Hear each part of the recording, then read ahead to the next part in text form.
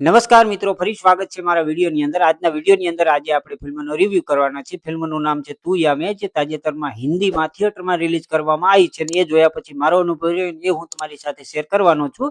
તો વિડીયોને અંત સુધી જરૂર જોજો. વિડીયો પસંદ આવે તો લાઈક અને ચેનલને સબસ્ક્રાઇબ કરવાનું ભૂલતા નહીં. ખાસ કરીને આ છે ને રોમેન્ટિક અને સર્વાઈવલ થ્રિલર ફિલ્મ છે, જેની અંદર પહેલા હાફની અંદર તમને જોરદાર લવ સ્ટોરી જોવા મળે છે અને પછી જોરદાર પ્યોર થ્રિલર ફિલ્મ કઈ રીતે કન્વર્ટ થાય છે એ જોવાની ખૂબ જ મજા આવવાની છે. આની અંદર 3 કેરેક્ટર મહત્વના છે, જેની અંદર પહેલા 2 કેરેક્ટરની વાત કરું તો સનાયા કપૂર અને આદર્શ ગૌરવ છે.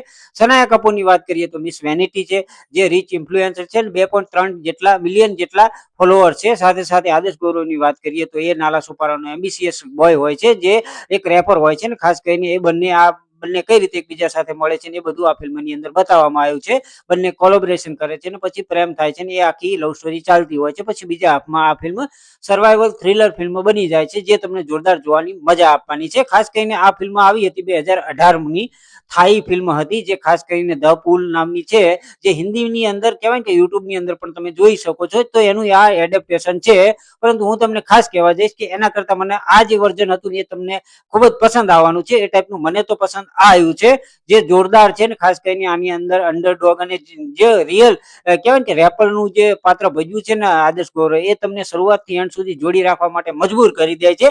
એ ટાઈપના એના ડાયલોગ છે, એ ટાઈપના એમના હાવભાવ છે, તમને લાગશે જ નહીં કે આ કોઈ એક્ટર હોય. તમને એવું લાગશે કે આ રિયલ જિંદગીમાં કઈ રીતે જીવતો હોય, એ ટાઈપનું આ તમને આદર્શ ગૌરવ કહેવાય ને કે અનુભવ આપે છે. તો એ પ્રમાણે તમે એ જોવાની ખૂબ જ તમને આની અંદર મજા આવવાની છે. પોઝિટિવ પોઈન્ટની વાત કરીએ તો મેં લખીને રાખ્યા છે. એની અંદર એક્ટર્સનું પરફોર્મન્સ છે ને જોરદાર છે ને સ્ટ્રોંગ છે, જે તમને જોડી રાખવા પણ મજબૂર કરી દે છે.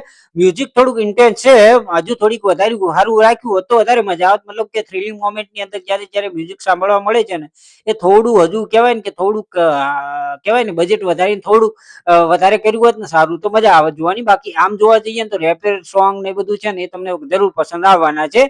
પછી સીજીઆઈ છે ને એ થોડુંક મધ્યમ વર્ગનું છે, મતલબ કહેવાય ને કે એટલું બધું હાઈ-ફાઈ નથી. મેં કીધું એમ કે હા, ધ રાજા સાહેબ ફિલ્મ જેવું તો નથી, તેના કરતાં તો ખૂબ સારું છે. તો એ પ્રમાણે તમને જોવાની ખૂબ મજા આવવાની છે.